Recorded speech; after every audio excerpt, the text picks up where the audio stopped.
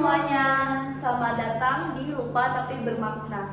Nah, tempat ini bakal bikin kamu mikir ulang soal hal-hal sederhana tapi sangat penting di kehidupan kita, seperti nilai kemanusiaan, toleransi, dan keadilan. Namun, hal tersebut sering banget terlupakan oleh kita semua, padahal memiliki dampak yang besar di kehidupan kita sendiri. Nah, sekarang mari kita ulik bareng dengan gaya yang santai tapi tetap nempel di hati.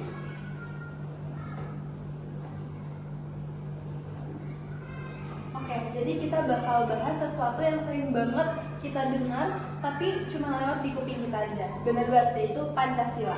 Nah, kali ini kita bakal Pancasila tenang aja, nggak bakal waktu banget. Tapi kita bakal bahas gimana Pancasila bisa nempel dan berhubungan dengan kehidupan kita sehari-hari. Jadi kita di sini nggak cuma berdua, tetapi ditemani oleh 4 teman kita yang keren-keren banget. Nah, mereka di sini akan sharing soal pendapat mereka.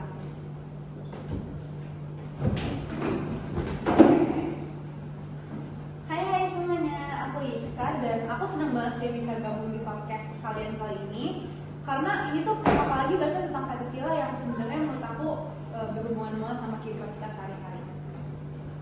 Halo, aku Charlene. Aku senang banget bisa gabung juga di topik kali ini karena kan Pancasila itu hal yang basic di kehidupan kita, tapi sering kita lupain. Hai, Bianca. Aku tuh orangnya suka baca buku ya. Jadi kalau aku udah ketidakadilan di sekolah itu aku benar kesel banget. Makanya aku itu kataku enak banget nih bahas tentang Pancasila. Halo, aku Kezia. Jujur aku senang banget bahas topik beginian, tapi jujur aku juga kadang nggak so tahu. Jadi semoga kali ini aku nggak ngantuk ya. Oke, sebelum kita masuk ke 5 silanya, kita recap dulu deh bahwa kita tuh harus tahu kalau misalnya Pancasila itu merupakan dasar negara kita, bukan cuma hafalan doang.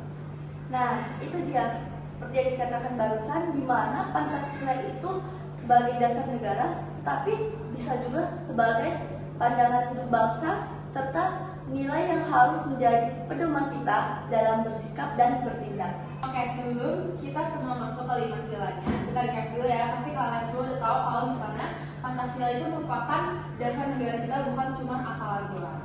Nah, itu guys, yang seperti tadi dibilang, Pancasila itu kan sebagai dasar negara, tetapi dia juga sebagai pandangan hidup bangsa dan sebagai nilai yang harus menjadi pedoman kita dalam bersikap dan bertindak. Aku tuh pernah dengar begini, kalau Pancasila itu bukan cuma apa yang kita sering sebutin pas lagi upacara, tapi itu juga nilai yang harus kita terapin di keseharian kita. Itu benar banget sih, karena kalau misalnya kita gabung OSIS, terus kan ada program kerja, tanpa kita sadar tuh ternyata kita juga nerapin nilai-nilai sila di OSIS itu, di program kerja itu. Tapi masalahnya kita tuh cuma tahu isinya doang, kayak kemarin Esa, tapi kita nggak tahu maknanya sama cara ngelakuinnya itu gimana.